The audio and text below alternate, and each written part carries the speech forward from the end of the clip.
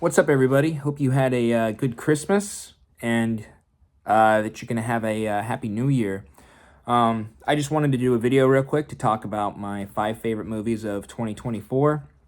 These aren't the best movies or anything by any means, but these are my favorites. And I think if something is your favorite, it's the best. So I have a little top 5 right here, but I'm going to write them a little bit out of order to maybe make this video a little bit more engaging. So at number 3, it's going to be the Oz Perkins film Longlegs. That was the big horror success story of this year. It had a really riveting marketing campaign, really scary marketing campaign, very, very clever. Looked like a horrifying movie. You were sort of under the impression that it was going to be like Silence of the Lambs. That's what it was marketed as, and they lured you in there, but they actually brought you into something that was a little bit more darkly funny and actually a lot weirder than Silence of the Lambs. It was funny, I felt. The soundtrack was pretty sort of rock and roll, the Gone song. So it was funny. I liked the direction, the shot compositions. They showed a lot of empty space in the background behind characters. Like, for example, let's pretend this Christmas tree isn't here, and my character is just like this, looking at something, and there's all this empty space right here.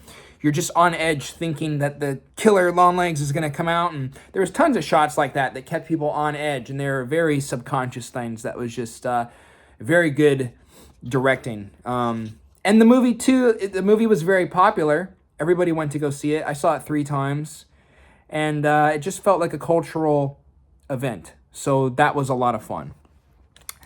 And I'm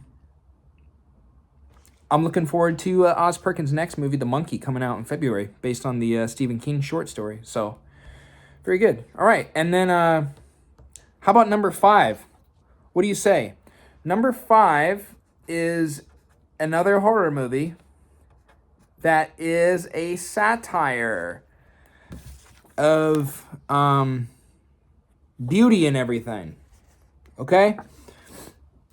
Now, I'm not of beauty and everything. Yeah, it's a satire of LA entertainment industry, beauty standards, dark comedy, body horror movie. Demi Moore, Margaret Qualley. It's probably going to get nominated for some awards, which is actually very exciting, especially for a body horror film. Those aren't usually the Academy's forte, usually, so it's a pretty exciting time. And the last 30 minutes, 20 minutes of the movie is some of my favorite stuff in movies this year. It's not a huge spoiler, I don't think, but basically through the movie, they're talking about this big New Year's Eve show that's going to be happening, and that's essentially the climax of the movie. And what happens, I laughed out loud. That's kind of a theme that you're going to be seeing in this list is a lot of dark, horrifying stuff I actually perceive as satire. Well, in the substance, it's way more obvious that it's satire. I don't know so much about Longlegs, if that's the case, but yeah. Okay, and number 2, Sean Baker's movie Anora, which won the Palme d'Or this year, and the Palme d'Or is the top prize at the Cannes Film Festival, which is one of the biggest film festivals ever. It's like one of the highest honors that one can receive. Apocalypse Now won it. I mean, Pulp Fiction won it, the Palme d'Or. It's a pretty big deal. Taxi Driver. So it's amongst history of the great films. And Anora is, it was pretty close. I mean, it's number 2. It's pretty close to number 1. It's kind of a toss-up, depending on how I'm feeling, usually. And I'll get to why I picked number 1 in a second. But Anora is just this movie. It's about a stripper who marries the son of a Russian billionaire, and things kind of go off from there. I mean, I won't get into it too much, but essentially, the Anora character, I felt the the deepest emotional connection with her, more than any other characters in movies that I saw this year. And it's not because we have a lot in common. It's just the skill of the actress and of the director. They created a very empathetic character and situation using the language of cinema. And the movie runs at 2 hours and 20 minutes. Those are usually run times that are reserved for epics or superhero movies or historical dramas. But this is a very intimate, small movie that takes its time. So it's long, but that doesn't matter. That doesn't matter that it's long. What I'm trying to say is that it's great that it's long because it's really taking its time to get you intertwined with the characters and feel in real time their situations.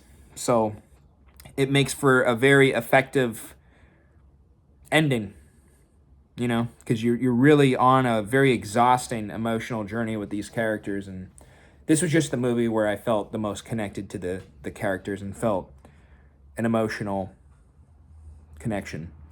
And on that note, we'll go to number 4,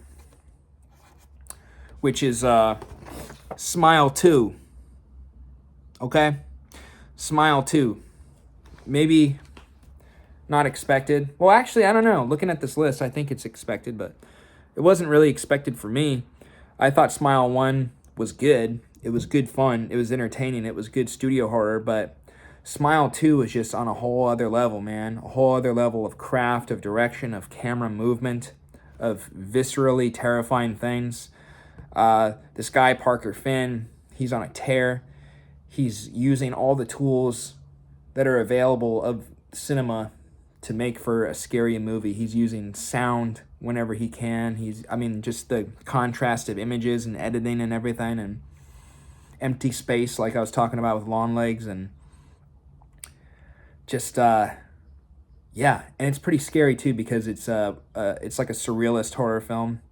You can't tell what's imaginary, what's a hallucination, and what's real, so you're always kind of on edge. There's a very kinetic camera movement, so it's just unsettling, and you're unsettled the whole time. But it's also fun material. It's made up. It's not very disturbing. It's not disturbing in the sense that, you're not thinking about real life. It's disturbing, I suppose, in the sense of violence, but I don't think movie violence is disturbing. It's not disturbing content, it's fantasy. So, a lot of fun. Love Smile 2. Check it out. And before I get to number 1, here's some honorable mentions. My honorable mentions are Trap by M. Night Shyamalan. If you've seen Trap, you don't need me to tell you why Trap is awesome. Alien Romulus. And then honorable mentions. Fall Guy with Ryan Gosling. Awesome movie. Abigail, the little vampire kid movie. And that just brings us to number 1. And number 1 is Challengers. Okay? I was on tour with my friend's band, and we were driving around the country for 3 weeks, and we had 2 days off. On both days off, we went to the movies. One of the times we went to the movies, we went to the AMC in downtown Philadelphia. It's the worst movie theater I've ever been to in my entire life. So it was an awful experience. Fast forward a couple days later, we stopped in Salt Lake City, and I went to the movies by myself to go see Challengers, and it was a super clean, super nice theater, and it was at like 10 o'clock in the morning, so I was the only one there. And I remember when the movie was over, actually physically cheering when the movie was over. And it felt like the first time I saw Whiplash, like 10 years ago. And Whiplash was a great movie-going experience, especially when you're like 18 years old and you're really getting into cinema. And I essentially always chase the feeling that I had with Whiplash with every movie that I go to see. Not every movie I go to see, but, you're always looking for that feeling as a movie fan to replicate the movies that got you into movies, that got you into the magic. And Challengers did that for me. And, well, basically, the whole movie revolves around a tennis match. You know, it's a tennis movie. And the whole movie is essentially catching you up onto why that tennis match is important. And then once it actually gets around to the tennis match, and once you have all the context of all the characters and everything, it makes for an extremely riveting experience. I mean, not unlike how Whiplash, the whole point of the movie Whiplash is about the drum solo at the end. And the whole movie is just building you up to that point. Same with his next movie, La La Land.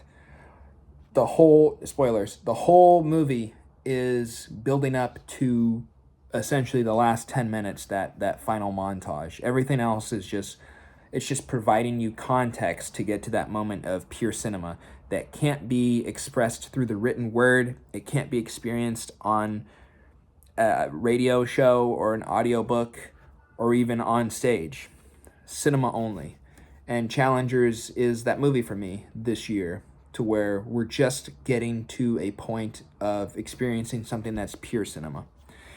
So, top 5, Challengers, Anora, Long Legs, Smile 2, and The Substance. And also shout out to The Brutalist also. I went to go see The Brutalist yesterday in 70mm, and that was really cool.